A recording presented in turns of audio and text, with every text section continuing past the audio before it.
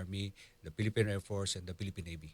Opo, baka meron lang pong misconception. Bakit po ang Army pupunta sa dagat, pupunta sa langit? Di ba kasi nga dagit pa. Dagit pa. Alam niyo po ang Pilipinas ay archipelagic country, kaya po, di ba ang ating travel by land, by air, by seas. Opo. Yes, dahil ang focus natin ngayon dito is interoperability, no. Although ang Philippine Army ay para sa lupa, however, meron tayong tinatawag na kumbaga support doon sa Air Force and the Philippine Navy. Merong mga gaps dito sa mga strategies na ginagawa natin. So nagko-complement tayo sa bawat strategies na nakita natin. So involved lahat ng Armed Forces of the Philippines, yung branch of services ng Armed Forces of the Philippines. Opo, so ito po ay tatlong kumbaga branches po ng AFP na sasama-sama. Yes, tama yun. Dahil tinetest natin dito yung ating mga capabilities, yung current capabilities, yung kung ano meron tayo, yung ating tactics, techniques, and procedures na tinitingnan kung ito ba ay updated pa, kumbaga inline para siya doon sa current security needs ng ating bansa. Sir Louie, kailan po nagsimula itong aktibidad na ito? Saan po ito ginaganap? Ilan po ang mga kalahok nating mga sundalo? Yes, nag-start tayo ng yung Ajex Dagit pa nung 04 November, no. Itong 2025, no. And tatapos ito ng 14 November. Ang general area niya ng ating exercise is yung Northern Luzon and the Western Command area. Sa may Palawan. Sa Palawan area. Opo. So dahil ito yung kinakailangan natin nga tinitina, dahil ito yung areas na kinakailangan natin i-improve yung ating mga strategies, yung ating techniques, tactics, and procedures para doon mabantayan natin yung ating soberenya, yung ating territory. Kumbaga po, yung pinili po ninyong location, strategic po yung pagkaka-specify noong location po ng ating exercise. Yes, tama yun. Dahil for the past so many years, nakafocus yung ating Armed Forces of the Philippines on the internal security operation. So, kumbaga, more on dito sa lupa. So from this time, kailangan natin mag-transition to external defense. So kaya dito tayo nga nakafocus. Hindi lang naman actually Northern Luzon Command and Western Command, but also in other areas later on, sa next iterations itong Ajex Dagit pa, yun ang tinitingnan natin ngayon. Sir, balita natin na meron ding kalahok na Philippine National Police. Is it the first time na meron pong PNP sa Ajex Dagit pa? Actually, last year kasama na yung Philippine National Police. Tama rin naman, no? Dahil ang focus natin naman ngayon is, kumbaga, yung whole of nation, no? Lahat, whole of government approach. Dahil ang ating mga threats hindi lang nanggagaling from the outside. Opo. So tinitingnan din natin while we're doing itong mga calamities, so kinakailangan din natin ng tulong ng Philippine National Police and other government agencies, the Bureau of Fire and other local government units din. So yan yung ating tinitingnan ngayon. Opo. Colonel, meron din ho tayong iba pang mga exercises po, di ba? VFA. Ano po? Balikatan. Ano po ang pinagkaiba nitong ating Ajex Dagit pa doon sa ibang mga military exercises po natin? Yes, itong Ajex Dagit pa, ito is a unilateral training, no? Exercise. Itong exercise na ito is involve only the Armed Forces of the Philippines. Okay. Unlike doon sa Balikatan, yung Salaknib, ito yung mga bilateral and multilateral exercises na kung saan mayroong mga foreign counterparts tayo involved. Tama. But this time, yung Ajex Dagit pa, tayo lang, Armed Forces of the Philippines lang. So ano yung kaibahan nito, Colonel Louie, sa mga nagkalipas nating Ajex Dagit pa exercise? Kasi nabanggit mo, pang-siyam na pala ito. Yes, no. Nagja-jump off tayo lagi sa pagkakandak ng exercise doon sa mga gaps na na-identify natin sa last iteration ng Ajex Dagit pa. So tinitingnan natin kung saan tayo mas kailangan mag-improve, ano yung mga kulang nating kagamitan. So with these inputs, so ito yung mga nagiging basis natin para in the future, ito yung mga kailangan natin i-improve. Kailangan ba natin i-improve yung doctrines? Kailangan ba natin i-improve yung strategy? Yung current capability natin? Yung mga equipment natin, is it ano pa rin ba? Applicable pa rin dun sa current needs natin. So ito lahat ang nagiging nagiging output dun sa exercise sa Ajex Dagit pa. Opo. Kung nabanggit niyo po yung mga equipment, baka po yung iba outdated na. So ibig sabihin po, nagiging tulay rin po itong exercise na to sa modernization po ng Philippine Army and the AFP as a whole. Tama. Dahil ito yung, kumbaga dito natin nakikita yung current capabilities natin doon sa current needs, doon sa current security environment, security threats. So dahil taon-taon, hindi lang halos taon-taon, halos araw-araw nagbabago. Kaya one of the focus ngayon din ng Ajax Dagit pa natin is the cyber domain. For the past exercises ng Dagit pa, nakafocus tayo dun sa mga maneuvers, so yung traditional natin. But this time, dahil nakita natin na talagang napaka-tindi na yung misinformation, Fake news. so, cyber attacks. So ito yung part, kaya naging part na ng Ajax Dagit pa, yung cyber domain. Kasama po yun sa inyo pong parang ine-exercise. Ano ho yung mga parang activities po na related po doon? Tinitingnan natin dito yung kung paano natin ma-identify yung mga threats through cyber. Paano natin i-address yung mga threats na yon. Meron ba tayong yung current capabilities natin, current equipment, kaya ba natin i-address? Kaya ba natin i-detect yung mga threats na yon? So ito yung mga tinitingnan natin through training, through use no itong mga current equipments natin. So pag nakita natin na hindi na pala ito pwede, outdated na yung mga equipment natin, ito yung magiging inputs natin later on for the modernization program. So hindi lang pala partner, halimbawa pang lupa yung ating sundalo sa Philippine Army, pati pala sa cyberspace. Yes, tama yon. Dahil nga napakabilis magbago yung security environment natin. Opo. Sir, curious lang ako. What happens to yung mga outdated na equipment? Yes, parang actually, sinisira or parang dinodonate ba natin sa mas... Actually, ini-improve natin. No? Kung anong meron tayo ngayon, kung hindi na sa tingin natin, hindi ito currently applicable dun sa threat, ini-improve natin to through either ini-improve or ina-update natin yung kanyang program or ina-upgrade natin yung kanyang mga parts. So, depende sa equipment. At depende naman din dun sa threat, baka kinakailangan natin bili ng bago. Bili ng bago. Parang parang latest na laptop o cellphone. Kasi parang kung yung 5 years ago, wala na. Technology parang hindi na makakaagapay, no? Oo. Kaya kinakailangan natin kasi dapat lagi one step ahead tayo dun sa threat. Correct. So yun yung Opo. kailangan natin naka-ready lagi yung ating armed forces sa lahat ng threats para hindi naman tayo mabulaga later on. Sir Louie, ano po ang pakinabang netong exercise na ito sa ordinaryong Pilipino?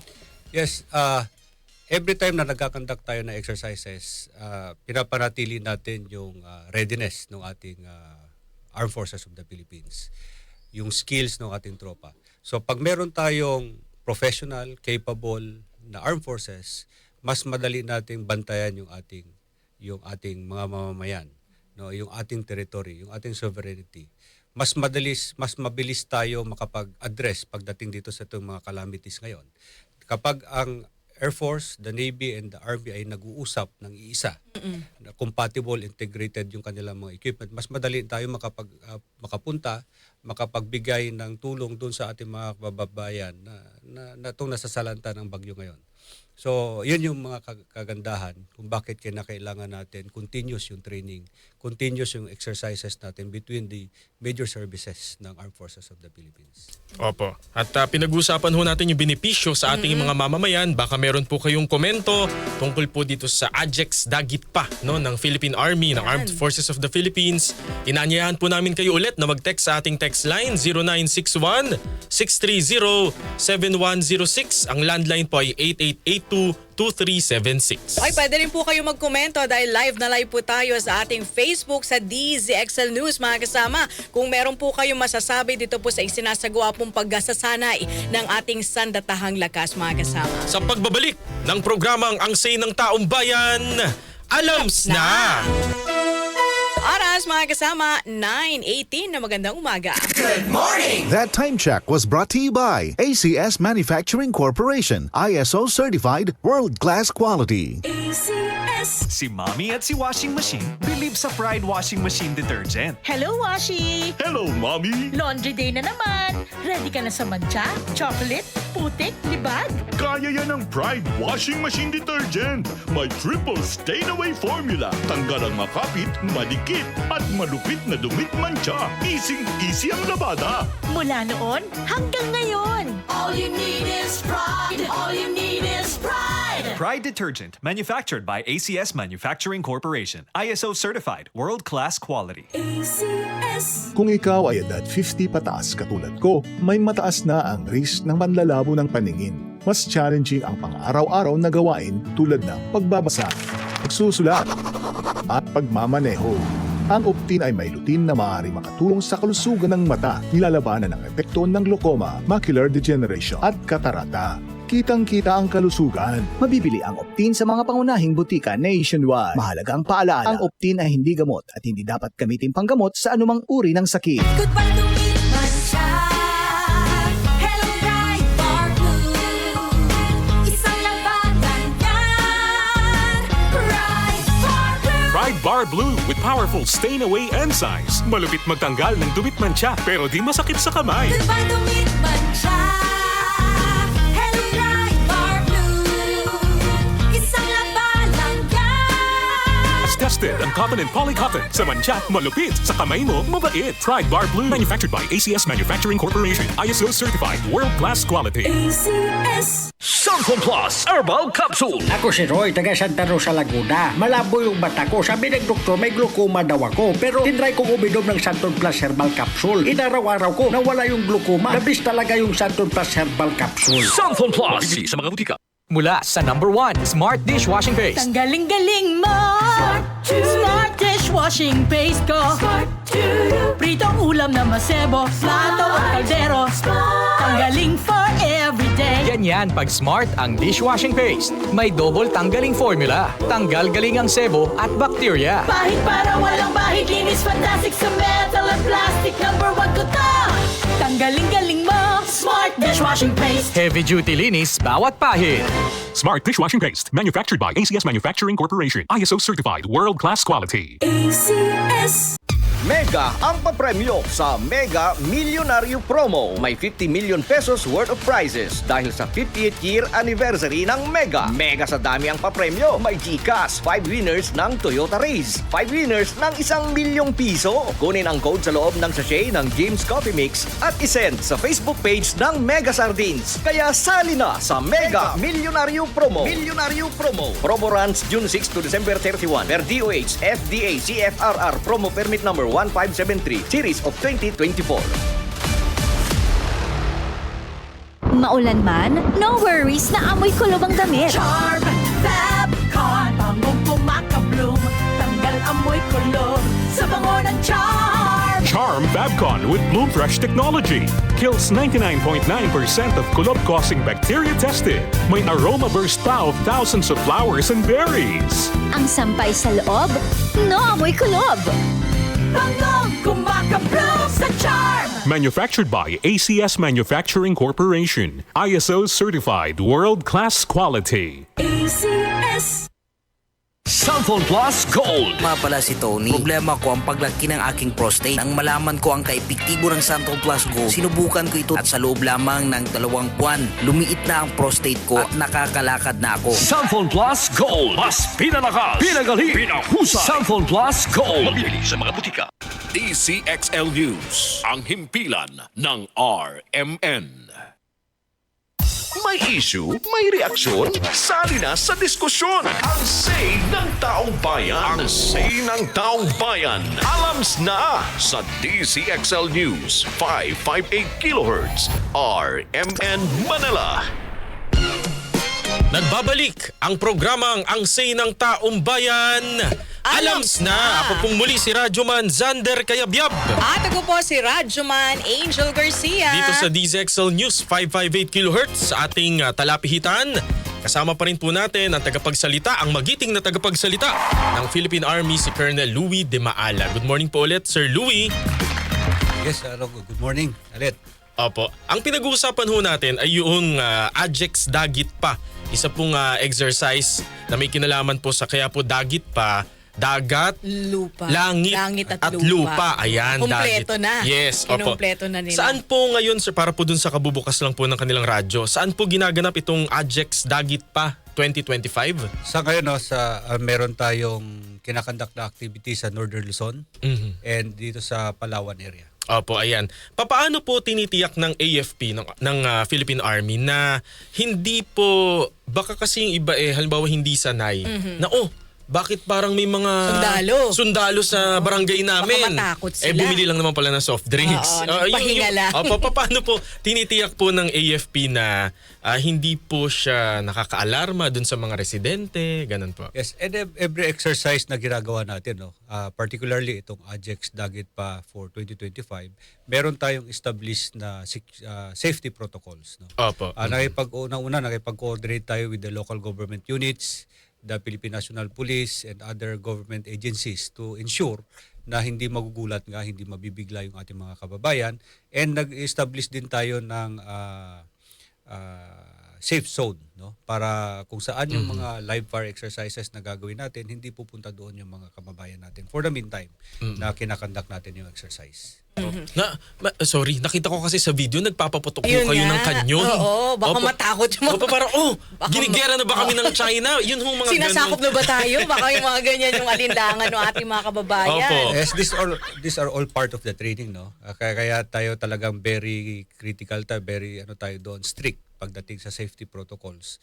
Dahil ayaw din natin na while we're doing itong exercises is may mga madadamay na mga civilian. So kaya very strict tayo doon sa protocols at matindi yung ating coordination with the local government units and the Philippine National Police. At least kumbaga inform naman pala yung mga komunidad kung saan magdaraos ng exercise. Mm-hmm. Bago mag-start, planning period pa lang ng exercise natin, mayroon na tayong mga activities na ginagawa to inform the public. Ayun. May announcement. At saka parang hindi naman po yata residential area yung based dun sa mga pictures po, no? Hindi residential. Yes, these are coastal areas ito. Tinitingnan actually natin, ito yung priority natin dito na yung mga mangingisda. Baka mapunta sila doon sa area, sa mga impact areas, kaya meron tayong safety zones na ginawa doon. Kanina sir, nabanggit mo itong Dagit Pa exercise, yung lugar na kung saan ginaganap sa Northern Luzon. Di ba meron tayong papasok na isang super typhoon ang sinasabi ng Pag-asa? So halimbawa, kapag pumasok itong bagyo, tapos ongoing itong exercise, so paano yun? Madadivert yung kanilang exercise, Sir Louie? There is a possibility, no, na pwede natin silang gamitin na to augment yung ating HADR forces doon sa Northern Luzon if ever kinakailangan. But as of now, lahat ng ating emergency response companies ng 5th Infantry Division, 7th Infantry Division sa Central Luzon at yung 2nd Infantry Division ay naka-alert status, naka-red alert status. So para at least naka-prepare na tayo bago man dumating itong bagyo na ito. Kumbaga po, pwedeng, pero wag naman sana, pwede hong ma-halt yung ating exercise para ma-divert sila sa isang totoong humanitarian mission na. Yes, tama yun. Dahil part of that exercise din is yung HADR operations. Opo, na ang ibig sabihin po ay? Yung human disasters. Opo, response. Ayan. Natin. Opo. So ito yung, kumbaga, pag kinakailangan pa natin ng augmentation na forces, sila yung pwede natin i-divert dahil nandoon na sila sa area. Mas maganda nga po, no? Na, I mean, parang siyang sila preposition, no? Tapos may gamit. Yes, nandoon na rin yung mga gamit, yung sa Air Force, the Navy, and the Philippine Army, nandoon na rin. Kaya mas naka-ready na rin. Alerted na rin lahat actually. At speaking of HADR operations, Sir Louie, kamakailan ito, 'di ba si Bagyong Tino? Meron ba tayong ipinagkalat ng mga tropa mula po sa Philippine Army para po tumulong sa ating mga kababayan as well yung lindol po sa Cebu at sa Davao? Yes, nung personnels natin from the 3rd Infantry Division, 8th Infantry Division at yung 53rd Engineering Brigade doon sa Visayas area, sila ngayon yung nakadeploy. Mahigit 1,000 yung personnel natin na nakadeploy doon and kasama doon yung mga equipment na gagamitin nila. Aside from that, meron pa tayong mahigit 4,000 na mga personnel from other units na nakaprepare din to augment kung kinakailangan pa nila ng suporta. But this time, dahil nga may parating na tayong ini-expect na parating na bagyo, yung forces natin from the NCR, the 2nd Infantry Division, which is yung Southern Luzon, and the Central Luzon and Northern Luzon areas, naka-red alert na rin. Handa na rin. Opo. dito ho sa Dagit pa, I assume may parang, kumbaga parang, ano tawag din yung kapag parang batch by batch po. Kasi di ba po hindi naman pwedeng lahat po ng sundalo ay naroon. Tapos may iwan po sa kanilang AOR. Yes, tama yun. For this Ajax Dagit pa, meron tayong 2,000 personnel dito involving the Philippine Air Force, the Army, and the Navy. Opo. So meron lang tayong specific unit na pinapa-join doon and ang focus lang nila is for the exercise. Iba din yung tropa natin, yung personnel natin that is dedicated for HADR operations and other internal security operations. Kumbaga may iwan pa rin naman. Opo. Yes, meron Small pa rin portion lang yung nasa exercise. Sir Louie, dito pa sa Dagit exercise, may deployment ba ang controversial na MRC, itong Typhoon missile na tinututulan ng China? Ito yung dito sila nag-react. Oo. Nabanggit ko nga kanina na itong Ajax Dagit pa is an unilateral na exercise within the Armed Forces of the Philippines. So walang involved dito ng mga capabilities from foreign counterparts natin. So lahat ng capabilities na ginagamit natin dito is within the inventory ng Armed Forces of the Philippines. Gumagamit pa rin ho ba ang Army ng mga traditional na mga, I mean, di ba, modern na tayo. Pero kagaya po nung mga ginamit ng mga Vietnam War, yung mga parang, alam mo yun, yung humuhukay sa beach, yung mga ganun ho. Meron ba pero kung secret siya, wag niyo nang sabihin. Kasama lahat yun. Kasama lahat dito sa tactics, techniques, and procedures natin. Tinitingnan natin kung yung nabanggit nyo dati na ito yung mga tactics. Kung kinakailangan pa ba natin maghukay.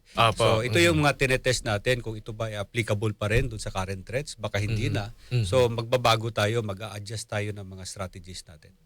Kasi na-curious lang din ako. Di ba yun yung sa mga pag magtutour ka sa Vietnam yata yun na parang ipapakita na dati ito yung trap namin, gano'n, na nasa ilalim ng lupa. Yung mga traditional ba na But these are all tactics? part and parcel pa rin ng ating mga traditional training. Hindi pa rin ito nawawala. Sir, kanina nabanggit mo Westcom kasama ang Palawan. Yan. Diyan yung West Philippine Sea. Sea. Diba? So paano po ito nakakatulong sa ating pagtatanggol sa ating soberenya diyan po sa West Philippine Sea? Unang-una, yung exercises na ginagawa natin is to ensure na yung ating armed forces is ready, capable, at updated yung ating mga strategies. So definitely, kapag capable yung ating armed forces, mas mabilis tayo makatulong doon sa ating kababayan. Mas maayos nating madepensahan yung ating teritoryo. So ito yung mga ginagawa natin to train yung ating mga personnel para ready tayo in any threats na darating. Opo, nabanggit nyo rin po kanina na nagiging daan po ito for modernization. Kumbaga dito nyo ho nalalaman na ito outdated na, kailangan natin ng bago. Kinukonsulta rin ho ba kayo para po sa dagdag na pondo ng Armed Forces of the Philippines? I mean, after this exercise. Actually, lahat ng members ng branch of service ng Armed Forces of the Philippines, ito, for example, dito sa exercise na Ajax Dagit pa, nakikita natin yung mga gaps, nakikita natin kung ano pa yung mga capabilities na kinakailangan natin. So ito yung mga isinasama natin sa proposals natin with the Department of National Defense para makonsider nila for the modernization program. Okay, so kumbaga, magagamit mo siya for yung sa GAA for next year. Yes, tama yun. Ito yung mga proposals natin na kinakailangan natin for the defense of our country. At in line with that, Sir Louie, meron ba tayong mga inaasahan na mga bagong assets na paparating dito sa ating bansa na part ng ating AFP modernization program? Meron pa rin tayo mga inaasahan, yung mga continuing, yung mga procurements na natin last year, dahil hindi naman yan by stages yung pagdating noon. So meron pa rin tayo pagdating sa Philippine Army. Meron tayong naasahan na mga Sabra tanks natin, yung light tanks, and yung ating continuing program for ammunitions. So tuloy-tuloy naman yan for this year and for the succeeding years. Yung mga sundalo ba natin, Sir Louie, ngayon, hindi na katulad dati na sira yung Kevlar helmet, sira yung bota. Di ba dati kasi partner, parang ganun ang sitwasyon. Ngayon po ba, kamusta na po ang estado ng ating mga sundalo? Yan yung priority ngayon ng ating Commanding General Philippine Army, si Lieutenant General Antonio Navarrete, yung protection ng ating mga sundalo, ating mga members ng Philippine Army. Kumpleto dapat updated dahil ang mga Kevlars na ginagamit natin, yung mga helmets, may mga expirations yan. Kaya tuloy-tuloy yung programming natin dapat tuloy-tuloy din yung pag-issue natin sa kanila dapat bago dahil hindi natin nahayaan na gamit-gamit nila yung mga lumang vest, helmets na hindi naman makapagprotekta sa kanila pagdating ng kung kinakailangan na nila. Opo, mga ilang taon po ang validity nung ano? Usually 5 Expire years. pala yun, ano? Usually 5 years yung mga Kevlars. Kevlar. Depende doon sa specifications na ginamit natin. So but ang standard is 5 years. So every 5 years dapat bago. Palitan dapat. Kahit hindi nagamit. Kahit hindi nagamit, kailangan palitan dahil ang priority natin is the protection nitong ating mga personnel. Kasi kung suot-suot mo naman yun, tapos expired pala, Correct. di tumagos din. Wala ding proteksyon, di ba? Walang protection. Dahil ito nga nakita natin dito sa Marawi na kinakailangan natin itong mga protection equipment na ito. So kaya ito yung priority natin ngayon. Ayan. So siguro, sir... Sir, okay lang bang sumagot po kayo ng text question? Yes. Opo. Hindi ho ba ma-alarm ang China sa exercise na yan? Question po. Lahat naman ng exercises natin is for our protection, for our capability development, for our preparation, yung readiness. Hindi ito nakaumang or nakatutok kung kay sino man. Ang sa atin ay kinakailangan natin gawing laging handa yung ating armed forces. Wala tayong tinitingnan o hindi natin ito nakatutok kung kaninong bansa. Sa atin dito ang priority natin is dapat gawin natin laging handa yung ating Armed Forces of the Philippines. Kumbaga, kagaya halimbawa, ibang industry, kunwari kayo ay nasa entertainment industry. Yan. Kung hindi ka magpa-practice, paano ka kakanta? Alam mo yon, parang ganun yun kasi. Salamat po sa inyong text po at sa pakikiisa po sa ating talakayan. Ayan, baka meron Sir pa. Louie, kamakailan sinabi po ni General Browner, ito, follow up lang to, na wag daw po umasa basta na lamang sa mga kaalyadong bansa sa kasakali pong sumiklab ang gera. At sabi pa po ni General Browner, dapat daw po handa ang AFP na ipagtanggol ang bansa na mag-isa sa loob ng 20 at 30 araw kung magkakaroon man ng armadong sigalot. Kaya natin ginagawa itong mga exercises nito, no? Not only yung AJEX Dagitpa, sa Philippine Army meron tayong tinatawag na exercise katihan. Kaya tuloy-tuloy yung ating paghahanda, tuloy-tuloy yung ating training para i-ensure na prepared tayo to any eventualities. Kaya nabanggit nga ni General Browner na dapat handa tayo within 30 days, no? Kaya ito yung focus, ito yung objective lahat ng training na ginagawa natin to prepare for war in times of peace. Opo. Paano raw po mag-apply bilang sundalo? Sabi po ni texter 6143. Salamat po sa text. Sa Philippine Army, no, meron tayong mga recruitment offices, recruitment centers from Luzon, Visayas, and Mindanao. Pwede silang pumunta doon, walk-in, or pwede rin silang pumunta sa ating online na application format, yung jointhearmy.ph. So nandoon na yung instructions, requirements, nandoon na rin. At pati nga, dahil lang ang lahat ng application natin is online. Pag-submit, pati pag-determine kung saan sila mag-i-exam, kailan sila mag-i-exam, doon na rin lahat. May height at weight limit po ba? Sa height requirements natin is 5, ang minimum natin. 5 feet ang lalaki. Babae at lalaki, yun ang kailangan natin. So depende rin pwede na. Pasok yung height. Oo. Depende rin doon sa kinakailangan nilang applyan, no? Meron tayo kasing officers category at meron tayong enlisted personnel category. So may kanya-kanyang requirements 'yon. So makikita naman nila lahat doon sa online platform natin. Siguro po kung uniform, baka dapat medyo mas matangkad po sa 5. Dumaan sa pag-aaral kasi yung 5 na flat na height requirements natin, no?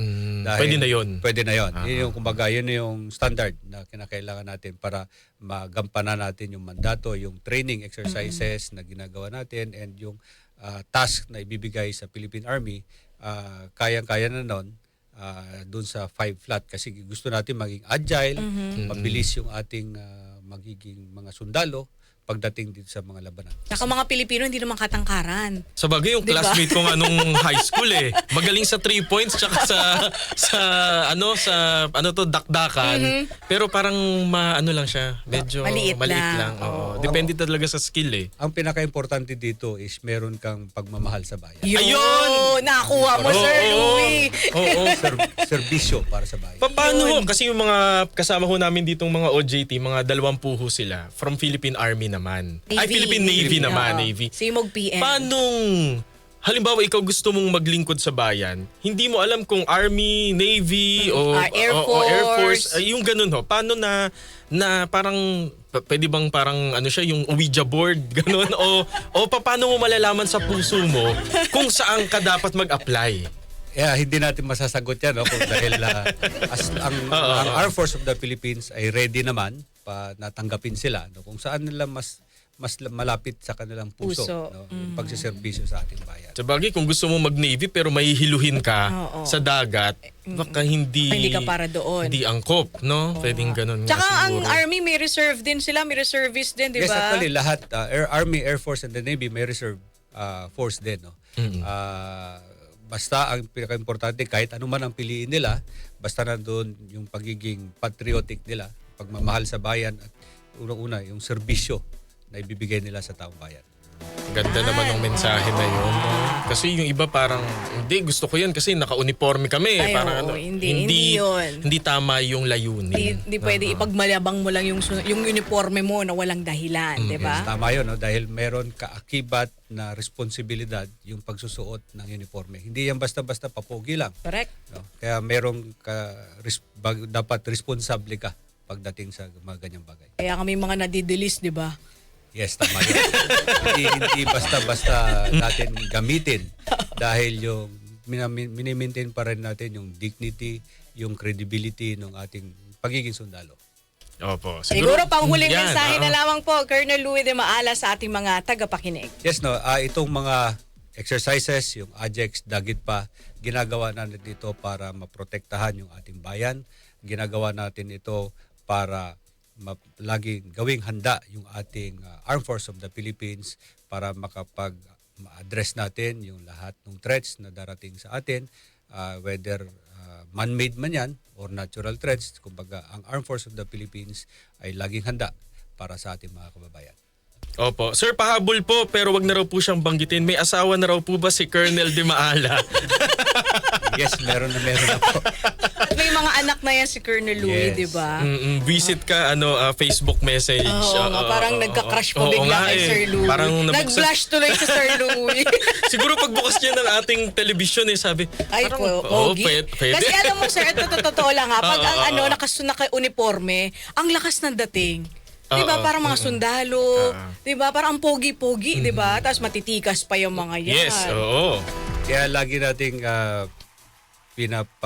nire-remind yung ating mga sundalo na hindi porket nakasu-uniforme ka, dapat nandoon pa rin sa isip po yung iyong disiplina, yung iyong honor, yung kumbaga nakapokus ka lang dun sa duty. Dahil napakalaki, napakataas yung tingin sa atin ng mga kababayan. Actually, magpapasalamat kami dahil itong latest survey nga, napakataas ng trust rating na binigay nila sa Armed Forces of the Philippines. Kaya ganoon na lang din yung aming ibibigay na yung serbisyo, pati yung pagiging professional and yung disiplinadong miyembro ng Armed Forces of the Philippines. Ayun. Sir, teka lang. May mga mahabol Si Ma'am Melanie de la Cruz, sabi niya lang naman po, message lang naman po, nakakahanga po ang men in uniform, lalo na po yung mga sincere and honest. Sana po ngayong may super typhoon, mag-help po tayo lahat sa kanila. Salamat po. Yes, maraming salamat po dahil sa inyong tiwala sa Armed Forces of the Philippines. Kaya nga tayo naman ay nandito para magtulungan, dahil hindi rin namin kaya lahat. Kinakailangan din natin yung tulong ng ating mga kababayan pagdating dito sa itong mga kalamidad na ito. Apo. Kaya saludo tayo sa ating mga sundalo na patuloy na lumalaban, nagtatanggol ng ating soberanya para tayo'y ligtas. Ika nga, habang tayo'y natutulog sa gabi, sila'y andyan nagbabantay para sa ating kaligtasan at sa ating soberanya, di ba? Pati sa laban sa mga internal threats. Maraming salamat po, Colonel Louie de Maala. Sir, salamat. Yes, maraming salamat. Opo, nakasama ho natin si Colonel Louie Di Maala. Siya po ang tagapagsalita ng Hukbong Katihan ng Pilipinas, Philippine Army. Ako po si Radyoman Zander Kayabyab. At ako po si Radyoman Angel Garcia. Magbabalik pa ang programang Ang Say ng Taong Bayan. Alams na! Oras mga kasama, 9:43.